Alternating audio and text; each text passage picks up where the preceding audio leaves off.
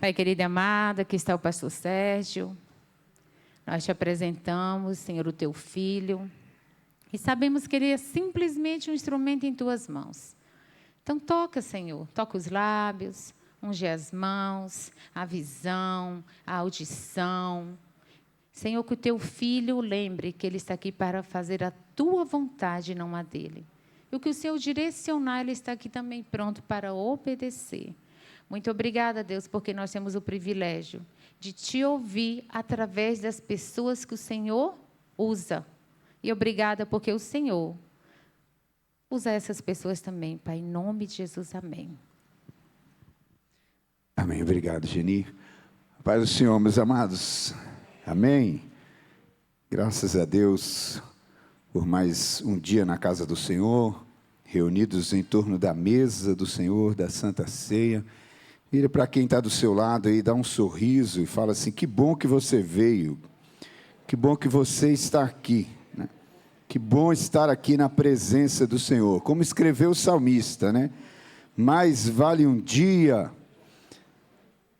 na presença do Senhor do que 1000 em outro lugar. E é bom estarmos aqui. Falando nisso, queremos agradecer você que nos visita, que está aqui conosco, primeira, segunda, terceira vez. Nós nos alegramos, né? Queremos celebrar a sua presença aqui, ficar à vontade no nosso meio. Volte sempre, esse não é outro lugar, senão a casa do Senhor. Amém, amados?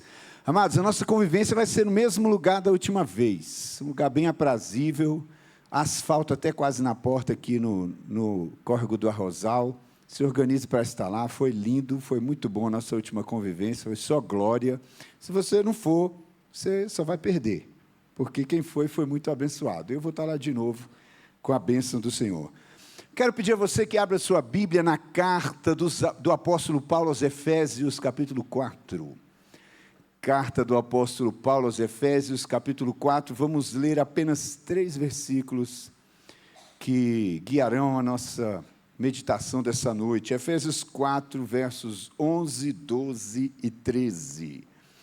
Efésios 4, versos 11, 12 e 13.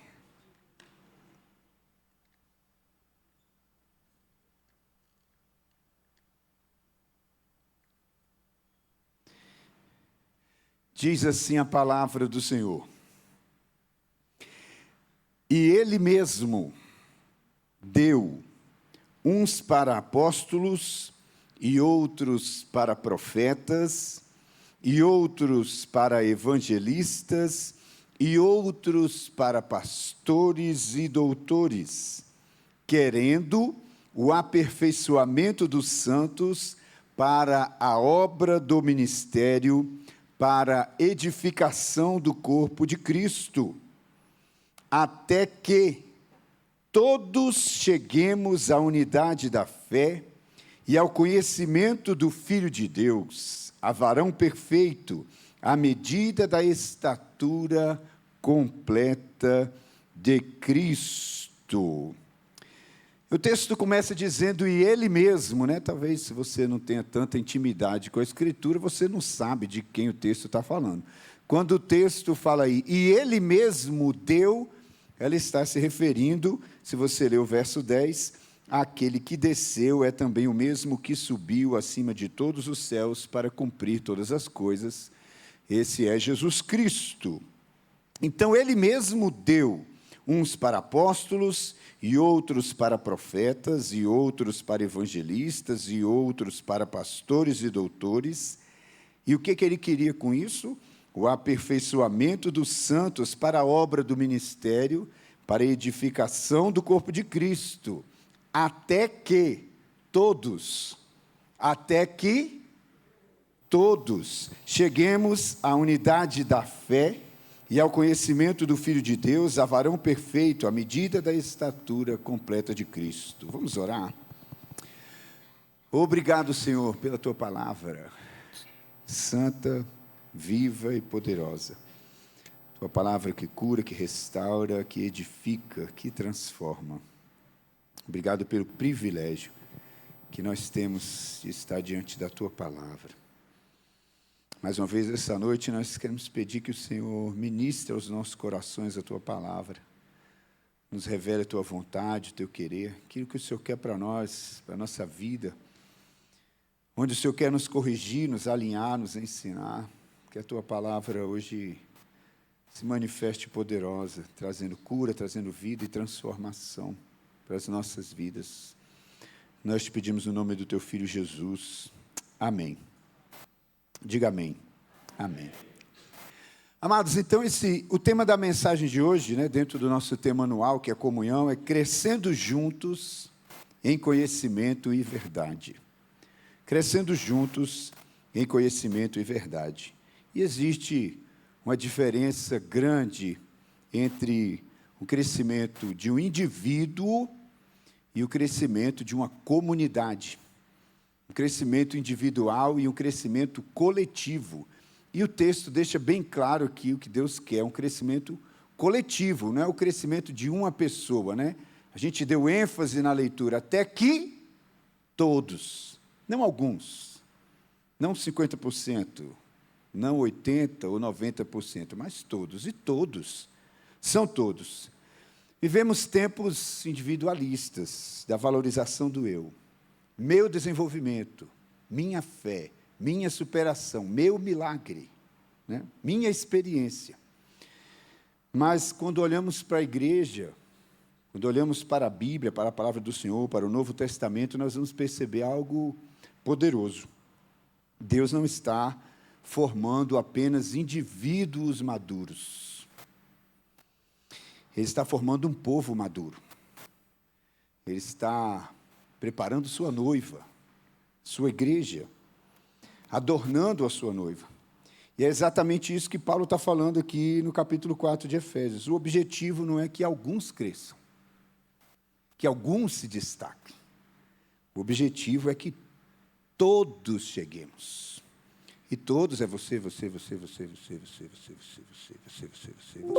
aí também, você mesmo.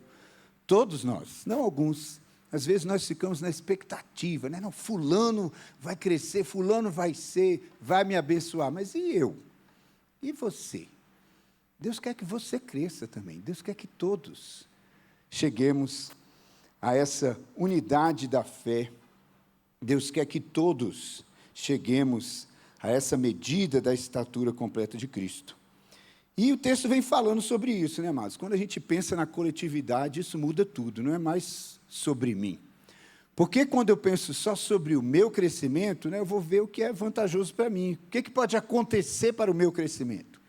Que louvor eu vou querer ouvir para o meu crescimento? Que palavra eu vou querer ouvir para o meu crescimento? Que lugar eu vou querer frequentar para o meu crescimento?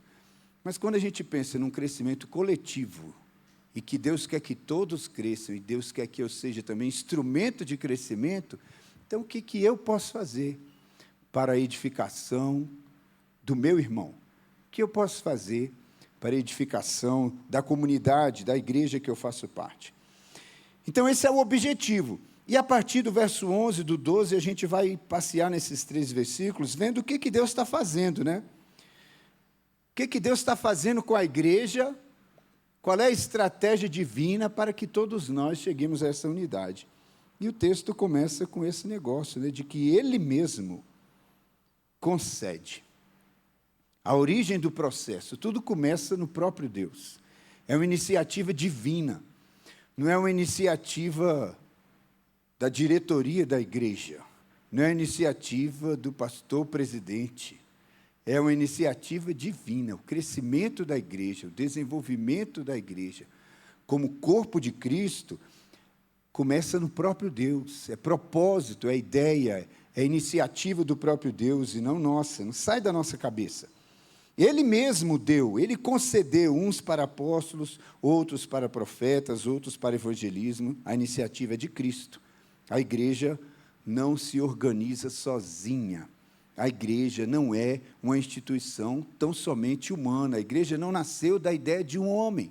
A igreja não nasceu da cabeça de um pastor. A igreja não nasceu da cabeça do Papa. A igreja nasceu no coração de Deus, a igreja nasceu em Cristo, a igreja é de Cristo, e Ele cuida da sua igreja, e Ele mesmo está interessado no desenvolvimento, no crescimento e na saúde da sua igreja. A igreja não cria seus próprios meios de crescimento, mas isso é dado pelo próprio Deus. Ele dá às pessoas, Ele levanta ministérios, e Ele distribui dons à igreja. Deus faz isso em mim e em você. Eu não consigo entender por que Ele faz isso. Por que Deus insiste em trabalhar com pessoas.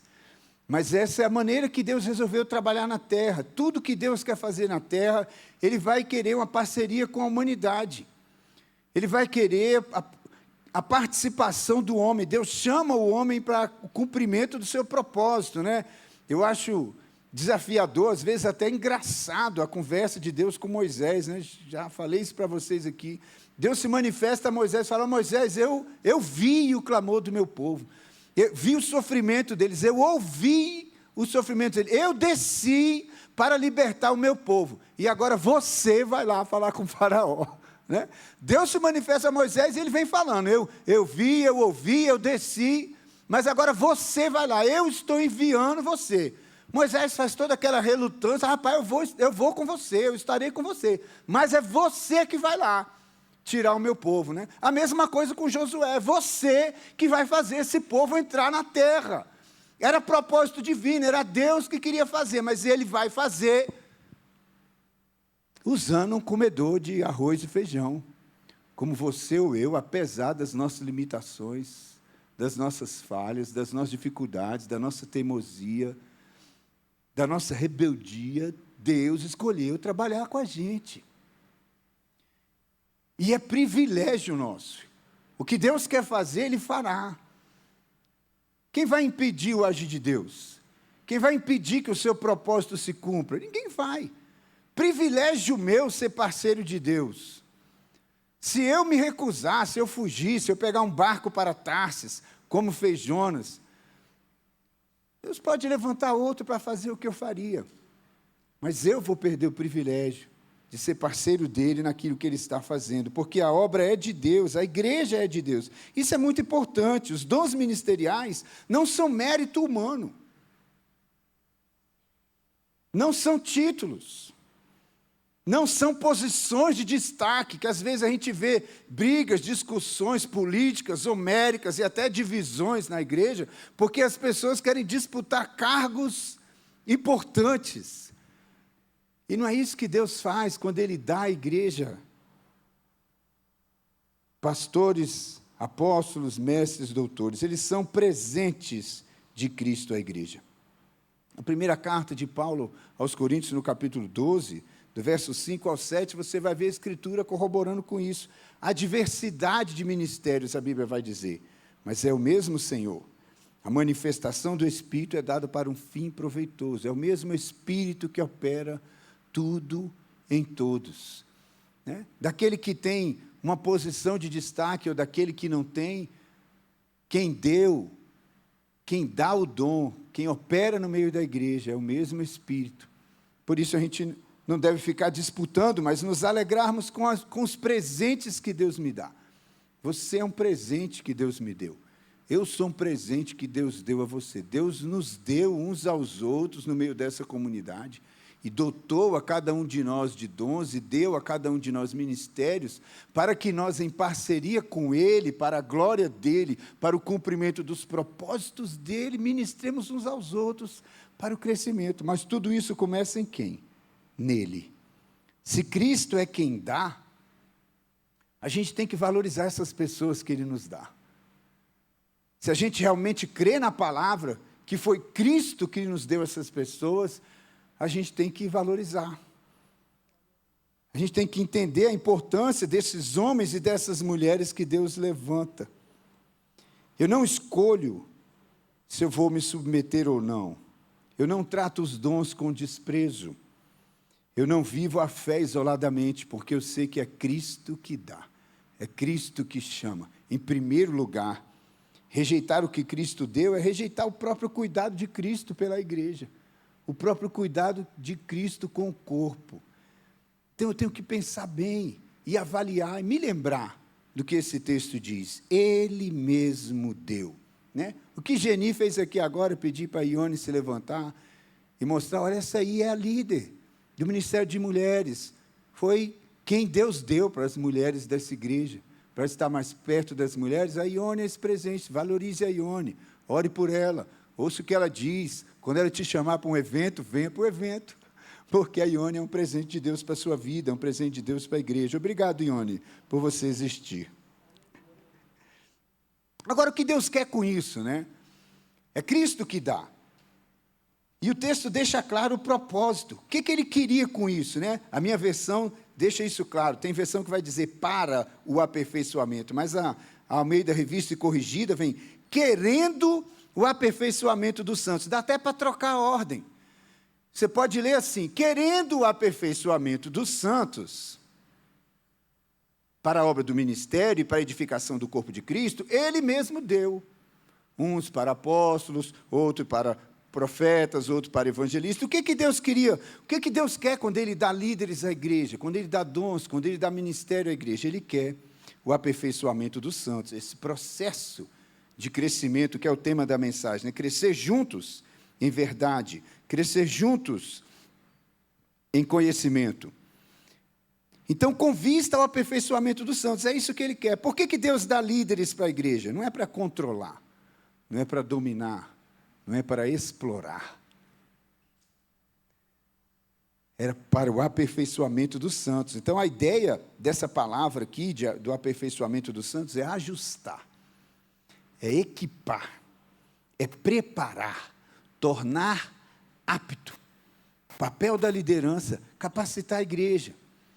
Papel desses homens e mulheres que Deus dá de presente à igreja, esses apóstolos, esses profetas, esses evangelistas, esses pastores, esses doutores que Deus dá à igreja, é para ajustar, é para equipar, é para preparar, para tornar apto. Quando seu pastor te chamar para um treinamento,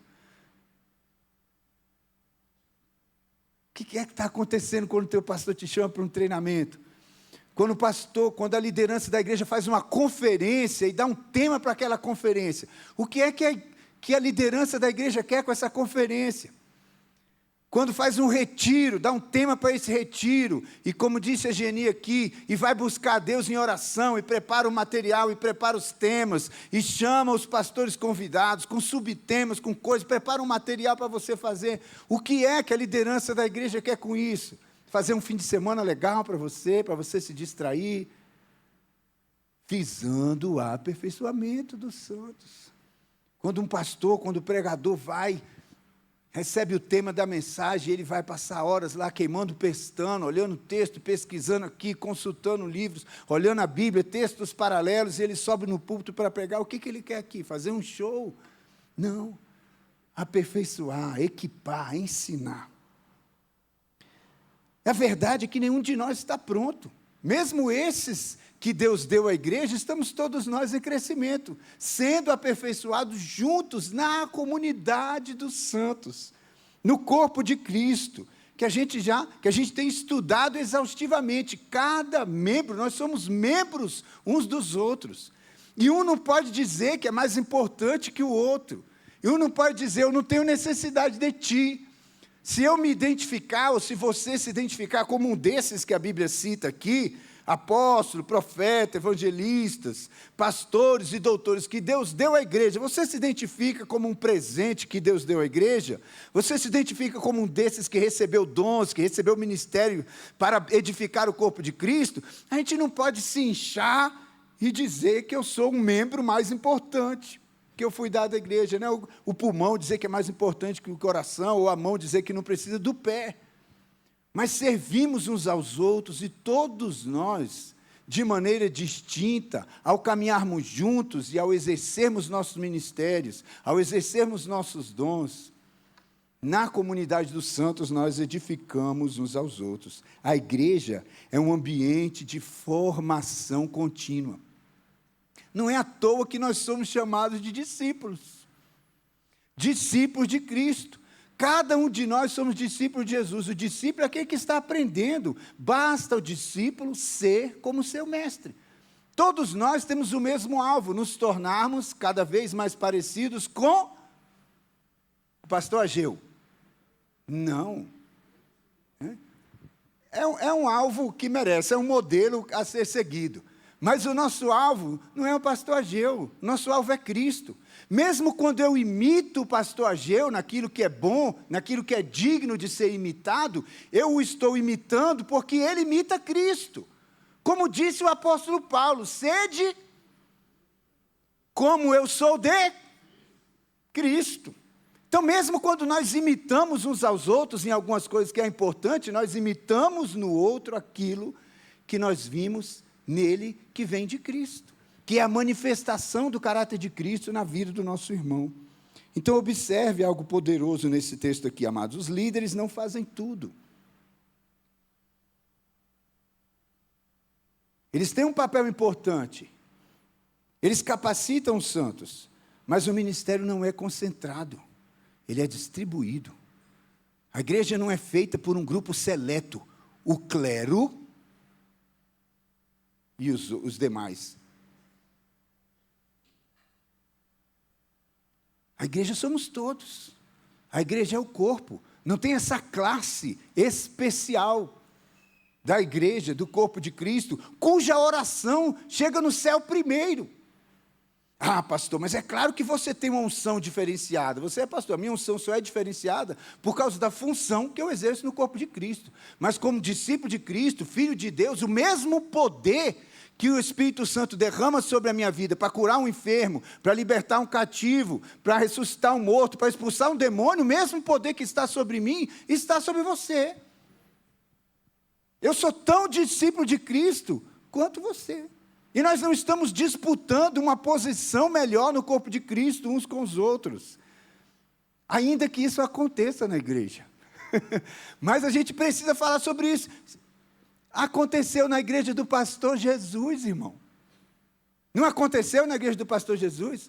Os caras chegaram lá caladinhos. Tiago e João, 2 irmãos, que eram parte daquele grupo mais próximo de Jesus. Pedro, Tiago e João, os 3 mais próximos de Jesus. Tiago e João chegam no calado, né? Através da mamãezinha, por meio da mamãezinha, Senhor, um lugar especial aí para os meus filhos, um à tua direita, outro à tua esquerda. E havia disputa entre os discípulos, entre eles, de quem era o maior. Mas qual foi a resposta de Jesus para eles? Quando Jesus percebeu que havia disputa, quando Jesus percebeu que um queria ser melhor que o outro, que um queria se destacar, qual foi a resposta de Cristo? Entre vós não é assim. Quem quiser ser o maior, seja o servo de todos. Jesus se enrola numa toalha e perto da sua crucificação ele lava os pés dos discípulos e fala claramente para eles: olha, eu estou dando aqui um exemplo para vocês. Vocês me chamam de mestre e senhor e eu sou mesmo. O texto de João, capítulo 13, onde a cerimônia do lava-pé está lá registrada, começa assim: Jesus, sabendo que o Pai tinha entregado para ele todas as coisas e que ele voltava para o Pai. Olha só, irmão, que posição, que lugar de glória. O que Jesus fez? Se assentou no trono? Não, se enrola numa toalha e lava os pés dos discípulos. Jesus, sabendo quem era: eu sou o Filho de Deus, eu sou o Messias ungido, eu sou aquele que o nome vai ser sobre todo nome. Eu sou aquele que diante do meu nome todo joelho se dobrará e toda língua confessará que Jesus Cristo é o Senhor. Sabendo quem eu sou, tendo certeza da minha identidade de filho, da minha herança, da minha posição celestial em Deus, eu posso lavar os pés dos meus irmãos. Entre vós não será assim, o maior vai ser servo de todos. Então não tem que haver esse tipo de disputa entre nós. O ministério é distribuído, eu não tenho que ter ciúme do sucesso do meu irmão. Eu não tenho que ter ciúme porque Deus está usando ele poderosamente nesse momento. Eu não sei que dia que a gente estava discutindo, conversando sobre isso. Que às vezes nós, que somos chamados para pregar em algum lugar, se a gente não tomar cuidado, você chega lá com aquela expectativa de que você é o astro daquele dia, né? Todos aqui vieram para me ver, né? Eu sou pregador convidado. E aí, às vezes, isso coloca até um peso. Eu tenho que saber fazer o fogo descer, né? Tem que acontecer alguma coisa diferente, miraculosa, porque eu subi para falar. E muitas vezes, irmão, vou usar essa linguagem, né? Muitas vezes o clímax do culto não vai ser a pregação.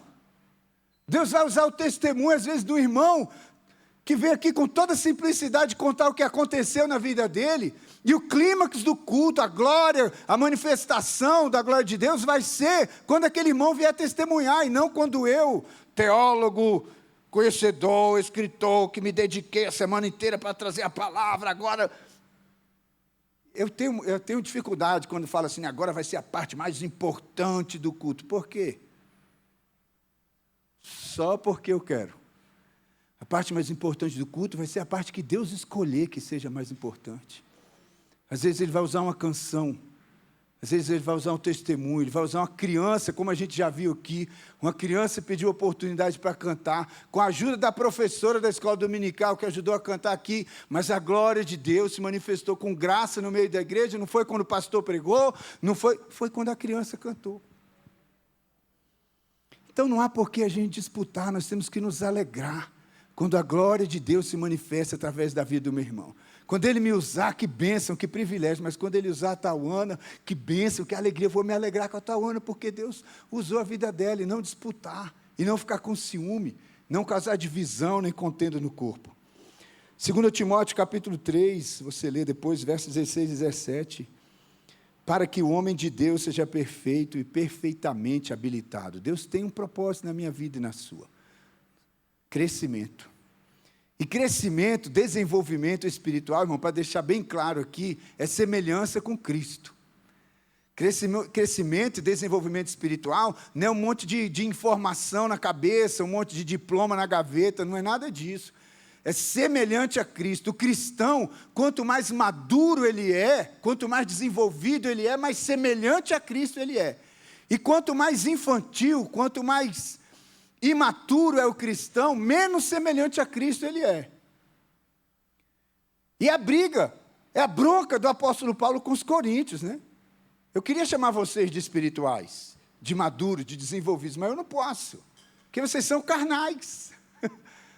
Por que vocês são carnais? Porque há entre vós contenda, porque há entre vós divisão, porque há entre vós partidarismo. Vocês são meninos, vocês são carnais. Eu queria trazer um alimento mocotó, chambaril, né? Um alimento forte para vocês, mas eu não posso, tenho que ficar dando leitinho a vocês, porque vocês são crianças. Deus não nos chamou para assistir, Deus nos chamou para disputar, nem para divisão. Deus nos chamou para participar, para edificarmos uns aos outros. Ele nos chamou para o desenvolvimento. Deus quer o seu desenvolvimento espiritual. Deus não quer que você permaneça um cristão infantil a vida inteira. Deus quer que você cresça, que você frutifique, que você dê frutos, que você edifique o seu irmão. Deus não quer que você seja um crente que passe 30 anos vindo para a igreja só receber, participar do culto e ir embora. Deus quer que você cresça, se desenvolva. Deus quer que você fale de Jesus. Deus quer que você acompanhe o novo convertido. Deus quer que você discipule pessoas. Deus quer que você ensine os outros a serem semelhantes a Cristo. Esse é o propósito dele para cada um de nós, e nós não devemos nos conformar em permanecer na mesma situação a nossa vida cristã inteira na igreja. Deus quer o seu desenvolvimento espiritual, é a vontade dele que você se desenvolva. Não resista ao processo, mas se entregue. Em João capítulo 15, quando Jesus fala da videira verdadeira, né? Eu sou a videira verdadeira, e o meu Pai é o agricultor. Toda vara que em mim dá fruto, Ele poda. E é interessante o propósito dessa poda, para que dê mais fruto ainda. E para mim esse verso da Escritura, ele deixa muito claro o desejo de Deus de que nós frutifiquemos cada vez mais, de que nós nos desenvolvemos, porque a vara que é podada não é a que não dá fruto. O texto podia dizer, a vara que não dá fruto, ele vai podar para que comece a dar fruto. Não, a vara que não dá fruto é cortada. Não dá fruto é cortada, jogada para lá. A que é podada é a que dá fruto, para que dê mais fruto ainda. Deus quer que você dê mais fruto ainda. Vou fazer isso só uma vez, tá? Vira para o irmão que está do seu lado e diga para ele assim, Deus quer que você dê mais fruto ainda.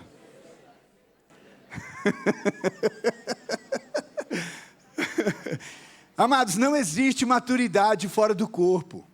Fora do corpo não há crescimento. Fora do corpo não há desenvolvimento. Fora da comunidade você não vai se desenvolver, não vai ser edificado, não vai atingir esse alvo que Deus quer para você. Não existe crescimento sem relacionamento. No corpo de Cristo, relacionamento não é opcional. Porque Jesus morreu na cruz do Calvário e é outra coisa que eu não consigo entender isso, irmão. Eu aceito pela fé. Eu aceito porque esse é o chamado de Deus, mas como é que se explica isso? Por quê? Por quê, irmão? Jesus, quando a Bíblia fala sobre Jesus, a Bíblia fala que ele é o verbo de Deus. No princípio era o verbo, e o verbo era Deus, e o verbo estava com Deus. Todas as coisas foram feitas por intermédio dele, e sem ele, nada do que foi feito se fez.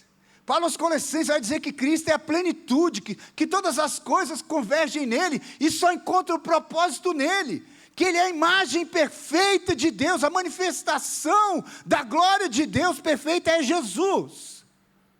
Aí você pensar que esse Deus é eterno, irmão. João continua no verso 14, do capítulo 1, e o verbo se fez carne e habitou entre nós, e vimos a sua glória como a do unigênito do Pai. Por que esse Deus tão grande, tão poderoso, tão magnífico, incapaz de eu medir, de eu conseguir entender sua grandeza, ele se faz homem, para experimentar dor, sofrimento, cansaço, tristeza, traição, decepção, julgamento, humilhação, tortura e morte, para me salvar. Quem sou eu na ordem do dia? Quem sou eu diante da criação para que Deus fizesse um movimento desse, irmão, para salvar a humanidade? Você pensar no poder de Deus, que Ele poderia com estalo, é Ele que sustenta a vida. Eu estou vivo e falando aqui agora e respirando porque a mão dEle está me sustentando. Se Ele tirar a mão, eu paro de existir. Se Ele me chamar de volta, eu simplesmente desapareço e não estou mais aqui. Ele poderia ter criado de novo, Ele poderia ter feito uma nova criação, uma nova humanidade, mas Ele decidiu vir morrer por mim. Meu Deus do céu. Só pela fé, porque eu não tenho mais para onde ir, é crer que Ele fez isso por mim, que abre a porta da salvação, e diante da ceia do Senhor, diante do pão, que simboliza seu corpo, sua encarnação, diante do vinho, que simboliza seu sangue derramado, sua morte vicária, substitutiva no meu lugar, eu só posso agradecer. Só posso agradecer. É um sacrifício muito grande para me salvar, para me fazer filho, para me colocar no corpo, para me colocar na família. Jesus fez tudo isso, irmão, por causa de gente, por causa de pessoas. Foi por causa da humanidade que Jesus morreu. Por isso que não existe cristianismo sem relacionamento, sem eu me entregar às pessoas, sem eu também viver pelos outros, não só por mim, se eu não deixar de ser autocentrado, se eu não me misturar numa comunidade e também servir como instrumento de edificação para servir aos meus irmãos, não faz sentido. É por isso que o grande mandamento não é um, são dois. Amar a Deus sobre todas as coisas e ao seu próximo como a ti mesmo. Desses 2 mandamentos dependem toda a lei e os profetas. Um depende do outro. Não existe crescimento sem relacionamento. Talvez você não goste de relacionamento. Mas deixa eu te falar, você precisa aprender a gostar. Porque é isso que Deus quer para você. Ele te salvou e te inseriu no corpo de Cristo para você se relacionar com a sua comunidade. Ele deu de presente para você apóstolos, pastores, doutores, mestres, para aperfeiçoar a sua vida, para que você faça a obra do ministério. A obra do ministério, irmão, é feita pelos santos, querendo, verso 12, querendo o aperfeiçoamento para a obra do ministério, para a edificação do corpo de Cristo. A obra do ministério e a edificação do corpo de Cristo é feita pelos santos, por todos, não por esses que são citados no verso 11. A gente tem essa mania de interpretar a igreja, irmão, como um estádio de futebol, né? Pensa aí, Fla-Flu, lá no Maracanã, né? Está lotado o Maracanã. 11 de um lado, 11 do outro jogando. E quantos mil cabem no Maracanã? Nem sei. Quantos mil nas arquibancadas do Maracanã? E eles estão lá, vai, fulano, toca, faz o gol. Na hora que faz o gol, aquela gritaria, e quando erra, pé torto, você não sabe, sai para lá e xinga o técnico de burro, né? A gente acha que a igreja é isso, irmão. Lá no campo estão os apóstolos, os profetas, os evangelistas, os pastores e mestres, a liderança da igreja. Nós estamos tudo na arquibancada, torcendo por eles. E quando eles erram, lenha, né? Não, irmão, está todo mundo em campo. Está todo mundo em campo.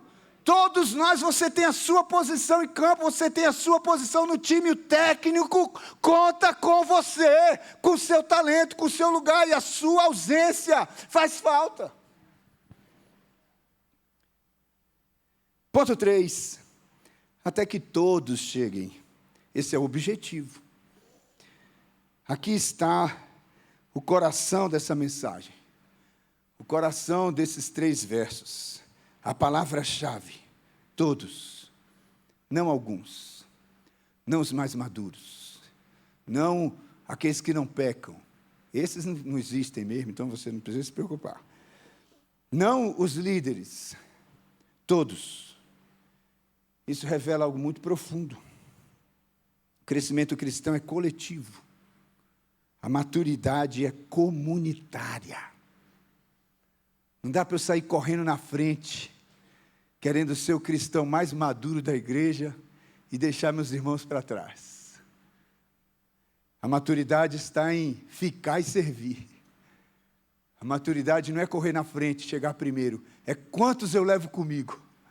É quantos vão chegar comigo. Quantos vão chegar por causa do meu serviço, da minha entrega. A unidade é o alvo. Pensar junto. Tem o mesmo coração, tem a mesma maneira de pensar. E isso exige esforço de cada um de nós. Isso não acontece naturalmente. Isso não vai acontecer do nada. Isso só vai acontecer se todos nós nos esforçarmos para pensarmos juntos, para pensarmos do mesmo jeito. Se eu estiver disposto para abandonar algumas coisas que são abandonáveis, que são secundárias e até terciárias, para focar naquilo que nos une, naquilo que nos faz que nos faz família de Deus, irmão de Jesus Cristo, e deixar para trás aquilo que nos separa, para que a gente possa pensar junto, ter a mesma maneira de pensar, o mesmo coração e andar com Cristo. Esse alvo, então, tem 3 dimensões. A unidade da fé, a gente já pregou sobre isso, não é uniformidade, não é ser todo mundo igual, é um coração alinhado com Cristo e uns com os outros. Isso é o desejo de Jesus expresso lá em sua oração, no Evangelho de João, no capítulo 17, para que todos sejam um. Perto da sua crucificação, a última oração registrada por Cristo, quando ele ora para a igreja, ele ora por unidade, para que todos sejam um. Então, a unidade da fé é o alvo. O segundo é o conhecimento do Filho de Deus. E aqui, quando fala conhecimento do Filho de Deus, de Jesus Cristo, isso não é informação. Não é você decorar os evangelhos, informações sobre Jesus. É revelação. Revelação de quem Ele é. Tem gente que pensa que conhece Jesus. Tem gente que pensa que conhece Jesus. Você chega e fala assim, rapaz, eu queria falar com você sobre Jesus. A pessoa, não, eu já conheço. Né? Eu já conheço. Tem uns caras assim na Bíblia. Eles acharam que conheciam. Quando foram falar de Jesus, quando eles ouviram de Jesus, mas esse aí, eu conheço ele. Ué. Não é aquele que vem lá da Galileia? Pode vir alguma coisa boa de lá? Esse Jesus aí não é o filho da Dona Maria com o seu Zé? Joguei bolinha de gude com ele na rua lá. Isso aí é comum. Muita gente acha que conhece Jesus, porque teve alguma informação sobre ele. Mas não é saber informação sobre Jesus. É ter revelação de quem ele é. O verbo vivo de Deus. O Salvador. O Cordeiro. O que significa quando a gente fala que Jesus é o Cordeiro? O que é isso? Eu preciso saber quem é Jesus. Eu preciso conhecer, porque só por meio desse Jesus, ele é o centro da Escritura, de Gênesis a Apocalipse. O assunto da Bíblia é Jesus. O assunto da Bíblia é Jesus. Então eu preciso, é necessário, não é dispensável, não é um assunto secundário. Você precisa conhecer o Cristo e entendê-lo como seu Salvador, aquele que morreu por você. E quando a gente tem a revelação do Cristo, irmão, aí sim, aí começa a caminhada cristã. Não existe caminhada cristã sem a revelação do Cristo. Você pode andar, as pessoas podem andar com a igreja, frequentar a igreja, participar dos cultos, sem ser cristão. Elas vão se identificar quando o IBGE chegar na casa dela e perguntar, você é o quê? Eu sou cristão evangélico. Mas se essa pessoa não tem a revelação do Cristo, ele se confessa cristão, mas ele não é. Não tem como. Sem a revelação do Cristo, eu preciso, você precisa. E a revelação do Cristo, irmão, não acontece em um momento específico. Ela pode começar em um momento específico. Como começou para Saulo de Tarso. Saulo de Tarso era um perseguidor da igreja. Ele odiava os seguidores de Jesus. Ele odiava os discípulos de Jesus, porque ele achava que os discípulos de Jesus eram uma seita maligna, que estavam desviando os judeus dos caminhos de Moisés. Então essa seita, esses homens desse caminho precisam ser presos. Então ele levava preso homens e mulheres, famílias, e ele os obrigava, debaixo de tortura, a negar a Jesus Cristo.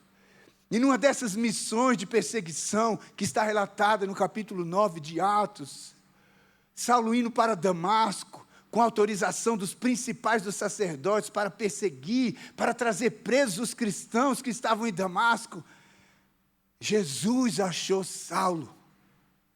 Jesus se revela para Saulo, uma luz poderosa brilha, ele cai no chão.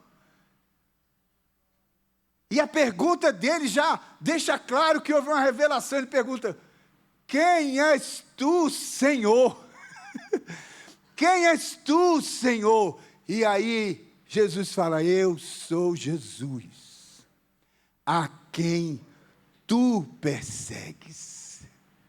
Eu sou Jesus a quem tu persegues. Irmão, Jesus nem estava mais encarnado na terra. Jesus já tinha ressuscitado ao terceiro dia e já tinha sido assunto ao céu diante dos seus discípulos. Mas tinha um jeito que acontece ainda hoje, que Jesus estava encarnado na terra. Sabe como Jesus está encarnado na terra hoje? Por meio da igreja. Por isso que ela é chamada corpo de Cristo. A encarnação, o mistério da encarnação do verbo ainda é real hoje. Jesus está na terra, Jesus caminha pelas ruas, Jesus vai à feira, vai na farmácia, Jesus vai à padaria, Jesus entra nos hospitais, nas universidades, quando a igreja está lá, quando cada discípulo dele está lá, porque Saulo não estava perseguindo Cristo, Saulo estava perseguindo os cristãos, mas Jesus fala para ele, eu sou Jesus a quem tu persegues. Agora, Saulo, você faz o seguinte, você vai entrar na cidade, e lá vai ser dito a você o que você precisa fazer. Então, naquele caminho, na estrada de Damasco, começou a revelação de quem Jesus é na vida de Saulo. Ali a vida de Saulo já tinha sido mudada. Tudo na cabeça dele já estava virado. Os valores de Saulo tinham mudado. A maneira de pensar de Saulo já tinha mudado. Mas Jesus usa um simples discípulo. A Bíblia diz assim, um certo discípulo, chamado Ananias, que morava em Damasco. Jesus vai lá, olha aí como Deus trabalha através de gente. Vai lá e fala, Ananias, vai lá na rua chamada direita, na casa de Judas. Tem um sujeito lá chamado Saulo de Tarso, ele está lá orando. 3 dias sem comer. Ele está cego. E eu mostrei para ele num sonho, que um discípulo chamado Ananias ia lá orar por ele. Então você vai lá, ora por ele, para ele ser cheio do Espírito Santo, e ele entender o que eu preciso fazer. Saulo foi tendo vários encontros, e tendo cada vez mais revelação de quem Cristo é. Então nenhum de nós aqui pode bater no peito e dizer que já sabe tudo sobre Jesus. Que já tem a revelação completa do Cordeiro de Cristo. Você pode ter alguma revelação, mas tem tanta coisa a mais para a gente aprender sobre Jesus. Tanta revelação a mais do seu caráter, do seu poder, da sua glória, da sua santidade, da sua graça, da sua misericórdia, do seu amor. É infinita, é uma fonte que não seca, é uma fonte que não se acaba, da qual nós vamos beber por toda a eternidade. É preciso buscar a revelação de quem Jesus é. Filipenses capítulo 3, verso 10, o apóstolo Paulo fala disso, é para conhecê-lo. Então não é informação sobre Jesus, é relacionamento com Ele. É revelação de quem Ele é intimidade com Cristo. E o terceiro fator desse alvo é varão perfeito, maturidade plena, crescimento até refletir Cristo. E aí, irmão, isso aqui só vai estar pronto na eternidade. Não, deixa para lá. Isso aqui só vai estar pronto na eternidade. O que eu ia dizer, digo eu, não Senhor, é que eu acredito que até lá na eternidade, a gente vai continuar crescendo. Até lá na eternidade, nós vamos ter cada vez mais conhecimento de quem Cristo é. Colossenses capítulo 1, verso 28. Apresentar todo o homem perfeito em Cristo. Isso tem tudo a ver com a missão da igreja, irmão. Fazer discípulos. O chamado da igreja é fazer discípulos. Fazer discípulos de quem? De quem? Fala forte, irmão, com coragem. De Jesus, de Cristo. Não é fazer discípulos do pastor Sérgio, não é fazer discípulos da Assembleia de Deus, da Presbiteriana ou da Batista. Fazer discípulos de Jesus, essa é a missão da igreja. Fazer discípulos de Jesus é ajudar as pessoas a se tornarem cada vez mais semelhantes a Cristo. Então todos nós estamos nessa jornada e ajudamos uns aos outros. Irmão, se o texto diz até que todos cheguemos, então fica as lições, né, já concluindo a mensagem. Eu não posso crescer sozinho. É até que todos cheguemos. Você não pode ficar plenamente satisfeito apenas com o seu crescimento. Crescimento é em comunidade. Não posso ignorar meu irmão. Seu irmão está precisando crescer. Você percebeu sinais de imaturidade espiritual no seu irmão? Como você pode ajudá-lo? Eu não posso viver desconectado. Isolado do corpo, isolado da igreja, que isolado do corpo eu não vou crescer. Minha maturidade está ligada à maturidade do corpo de Cristo. Ou crescemos juntos, ou não chegamos ao destino que Deus estabeleceu. Essa mensagem vem desafiar-nos hoje a crescermos juntos. Crescer juntos. Crescer juntos, não separados. Crescer juntos, uma família que cresce junta. Conclusão. Jesus já fez a parte dele, amados. Tudo que nós precisamos está nele. Voltando lá em João 15, eu sou a videira verdadeira. Vocês são os ramos. O ramo que está ligado na videira tem tudo que precisa. Se nós permanecemos em Cristo, tudo que a gente precisar para frutificar, Ele vai nos dar.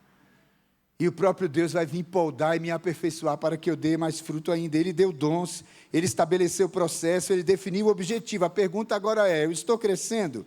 Mas na verdade estamos crescendo?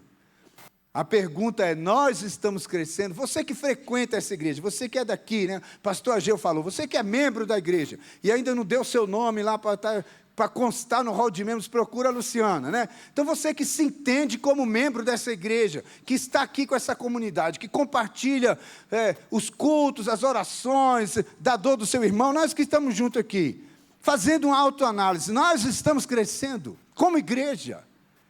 Nós estamos crescendo, nós estamos cumprindo esse alvo, nós estamos crescendo juntos, ou nós apenas separadamente frequentamos esse lugar e depois cada um vai para a sua casa, cada um por si, Deus contra todos. Há um compromisso corporal, um compromisso comunitário, há um vínculo, uma dedicação ao crescimento um do outro. Ou cada um está preocupado com o seu crescimento? Porque o alvo, irmão, não é individual. O alvo é que todos cheguemos. Diga todos. O alvo é que todos cheguemos à unidade, ao conhecimento de Cristo e à maturidade cristã. Talvez hoje Deus esteja confrontando 3 atitudes. E só você pode dizer. Pessoas que caminham sozinhas. Pessoas que resistem ao processo. Pessoas que não se veem responsáveis pelo crescimento dos outros. Em qual das 3 você se encaixa? Pessoas que caminham sozinhas, pessoas que resistem ao processo, pessoas que não se veem responsáveis pelo crescimento dos outros.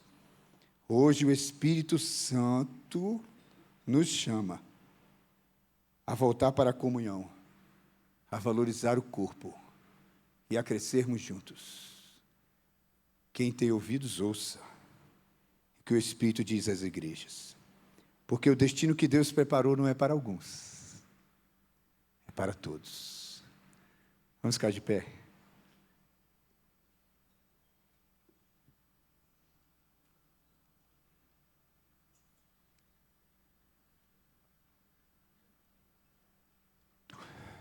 Meus amados irmãos, inspirado nessa mensagem, pensando em tudo isso que esse texto fala, e pensando na nossa igreja local, nós temos insistido, persistido, e sábado nós tivemos um treinamento aqui com as pessoas que já caminham nos pequenos grupos, que essa é a melhor estratégia para fortalecer o pastoreio mútuo, o cuidado e o sacerdócio de todos os santos. Eu quero desafiar você, irmão, a fazer parte de um PG, você que ainda não faz. Procurar a irmã Kelma. Falei, irmã Kelma, eu queria participar de um PG. Onde é que tem um que eu possa entrar? Eu queria desafiar você que já faz parte de um PG a se levantar para liderar um PG. Porque para multiplicar PG, para caber todo mundo, nós vamos precisar de mais líderes. Eu quero desafiar você a ceder sua casa. Eu liderar, eu não dou conta ainda não, mas se quiser usar minha casa, onde vocês estão precisando de um PG? Está precisando de um PG lá na 6? Eu moro lá. Minha casa pode ser usada. Toda quarta-feira, se quiser usar minha casa, toda quinta, toda terça, sei lá qual é o dia que é melhor na sua agenda. Mas eu quero desafiar você